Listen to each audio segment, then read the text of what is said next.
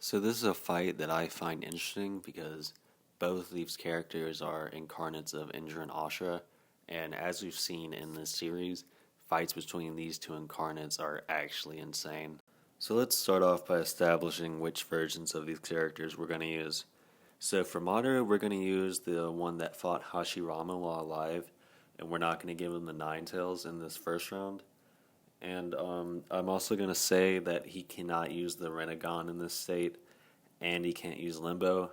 As for Naruto, we're going to use KCM2 Naruto, because really before this, he doesn't have a chance, because if he doesn't have a Kurama avatar, it's really just unfair. So how do these two fighters stack up against one another? So let's start off with Taijutsu, and I'm going to say that it's mostly going to be equal, because we've seen with KCM Naruto that he may be very, very fast, and faster than the Raikage, who is as fast as lightning.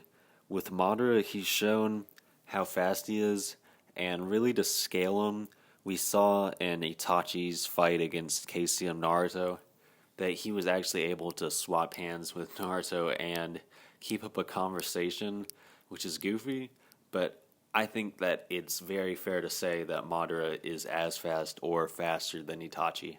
Onto Madara's fire style, which I also think would be ineffective against Naruto, because Naruto showed at the end of the series that he can block fire styles with his chakra arm as he did against Sasuke.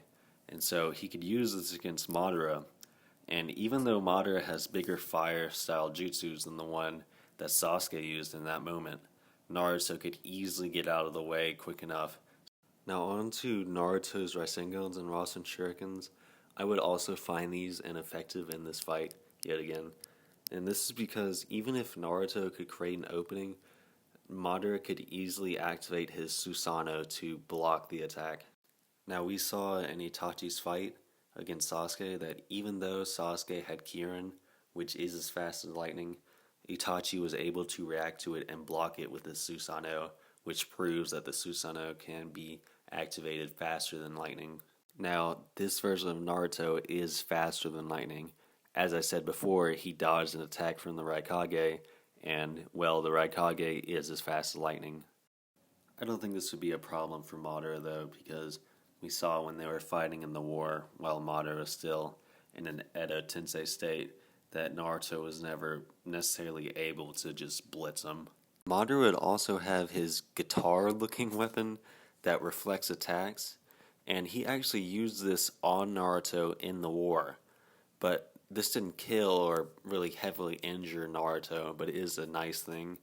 And I think that after Madara were to use this once, Naruto would learn his lesson, as he only fell for this once in the war. Madara also has Genjutsu, but yet again, this would not be effective because Naruto and the Nine Tails can bail each other out of most Genjutsus that they get caught in. So this is proven because Madara didn't even try to use Genjutsu against Naruto during the war. I think this would be a cool fight to watch at the beginning, but both of them would be heavily countering each other, and this would lead to Madara pulling out his Susanoo and Naruto pulling out the Nine Tails. So at this stage of the fight, I think that their hand-to-hand combat would also even out. I mean, sure, they could land a few hits, but it wouldn't really make them any progress in the fight. And to be honest, this is a scarily even fight. Naruto does have things like a tailed beast bomb, but we saw in Madara's fight against Hashirama that Hashirama slammed a tailed beast bomb straight into Madara's Susanoo, and it did do damage, but Madara was able to regenerate his Susanoo after this. This was also a tailed beast bomb created by the full Nine Tails, while Naruto only has half the Nine Tails, so I couldn't imagine that Naruto would be able to do enough damage to break Madara's Susanoo.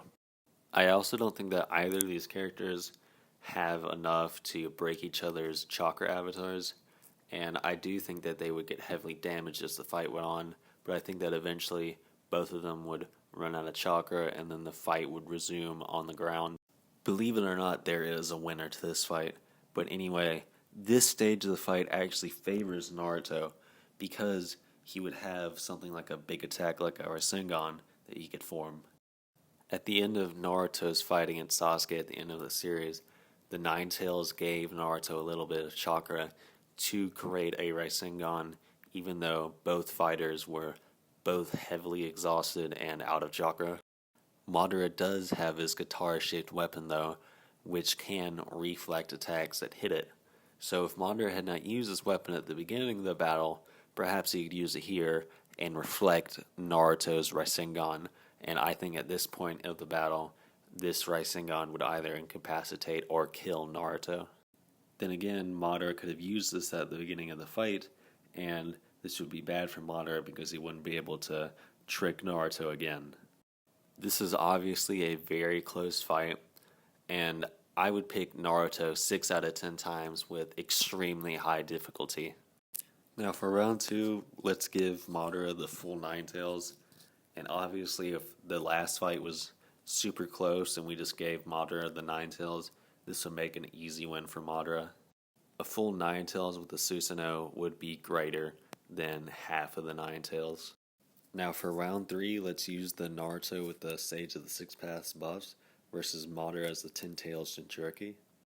We'll give Madara both of his Rinnegan, but he's not going to use the Infinite Tsukuyomi in this fight because that just wouldn't be fun. This version of Madara has Limbo, but as we saw in the war, Naruto can sense them and swap hands with them. Madara's Limbo's clones also have to return to Madara every once in a while, so Naruto's clones would easily win the war of attrition in that part of the battle.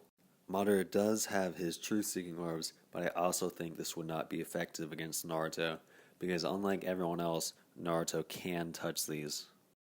The truth-seeking orbs are weak to Senjutsu, which is basically Sage mode, so if Naruto uses an attack that has nature energy in it, it will probably either damage or break the truth-seeking orbs, and this would make it not a very viable strategy for Madara to use. Madara can also summon many meteors, but Naruto can levitate just like Madara. So if Madara would not do this because Naruto could just levitate up and avoid the impact and explosion. Madara also never tried to absorb any attacks or use the Susanoo in this state, and this is really just because the writer needed to make Madara weaker. And this means that Madara does not have much going for him in this fight. On to Naruto's attacks, and he has things like a Lava Rasen Shuriken, which Madara tried to run away from unsuccessfully and got hit by one, but Madara did not die from this, although he did take heavy damage from it. Even if we say that Naruto can't barrage him with Rasen Shurikens, he can create thousands upon thousands of clones, which he did against Kaguya, and Kaguya struggled against these clones, but she did defeat most of them. And well, we know that Kaguya is stronger than Madara, and so if Kaguya was struggling against all of these clones, I don't think that Madara would be able to take all of them down. So in conclusion, I think that Naruto's thousands of Shadow clones and Rasen Shurikens would be too much for Madara and eventually overwhelm him. So anyway, I'm going to stop this video here, and if you enjoyed it, please leave a like and subscribe if you want more videos from this channel.